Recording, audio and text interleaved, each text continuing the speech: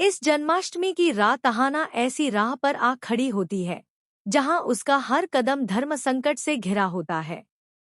घूंघट उठते ही जब पलटू दादा को यह सच्चाई पता चलती है कि पूजा के इंतजाम के लिए अपने ही गहने गिरवी रखकर पैसे जुटाने वाली कोई और नहीं बल्कि अहाना है, तो उसके भीतर गुस्से का तूफान उमड़ पड़ता है।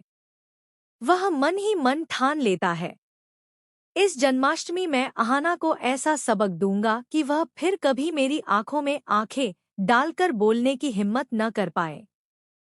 घर लौटते ही अहाना थकी हुई सासों के साथ भी तीनों बहुओं को पैसे थमाती है और कहती है, कल की जन्माष्टमी की पूजा ठीक वैसे ही होगी जैसा माँ ने चाहा है। उसकी आंखों में दृढ़ निश्चय और त्याग की चमक होती है। तीनों बहुएं और अहाना मिलकर रात दिन एक कर देती हैं। जन्माष्टमी के मौके पर घर रोशनी, शंख घंटियों और खुशियों से गूंज उठता है। मेहमानों का तांता लगना शुरू हो जाता है। दुर्गा देवी अपने भाइयों और पुराने मित्र देवता को देखकर भाव विभोर हो उठती हैं।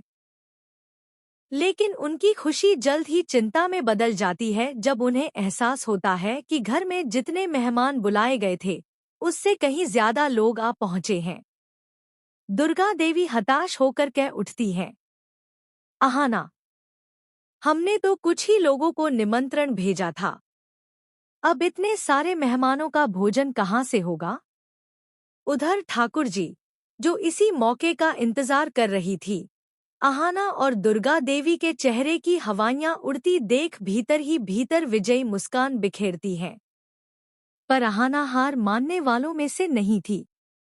वह तीनों बहुओं को साथ लेकर कमर कसती है और कहती है, अगर श्रद्धा सच्ची हो तो ठाकुर जी खुद रास्ता दिखा देते हैं।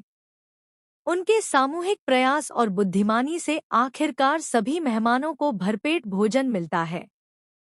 हर तरफ तारीफों के पुल बांधे जाते हैं। दुर्गा देवी का सिर गर्व से ऊंचा हो जाता है और ठाकुर जी का पूरा षड्यंत्र राख में मिलकर रह जाता है। गुस्से से बिफरी ठाकुर जी वहां से चली जाती हैं। लेकिन असली तूफान तो अभी बाकी था। अर्जुन, जो पहले ही अहाना से नाराज था, उसकी ओर देखना तक नहीं चाहता। अहाना लाख कोशिश करती है उससे बात करने की, मगर अर्जुन उसे नजरअंदाज करके चला जाता है। और तभी कहानी में आता है वह बड़ा मोड़। पलटू दादा घर में उसी औरत को ले आता है जिसके पास अहाना ने अपने गहने गिरवी रखे थे। पूरे परिवार के सामने वह औरत सच उगल देती है, यही लड़की कल मेरे पास आई थी। अपने गहने गिरवी रखकर मुझसे 500 रुपए लिए थे। बात सुनते ही पूरा माहौल सन्नाटे में डूब जाता है। दुर्गा देवी का चेहरा क्रोध से तमतमा उठता है। अहाना के पैरों तले जमीन खिसक जाती है। वह तो केवल माँ की इच्छा पूरी करने के लिए त्याग कर रही थी, लेकिन अब वही त्याग उसके गले का फंदा बन चुका था। पलटू दादा और ठाकुर जी की चाल में बुरी तरह फंसी अहाना स्तब्ध खड़ी रह जाती है। एक तरफ अर्जुन पहले ही उससे रूठा हुआ था और अब दुर्गा देवी का भरोसा भी उसके ऊपर से उठ चुका था।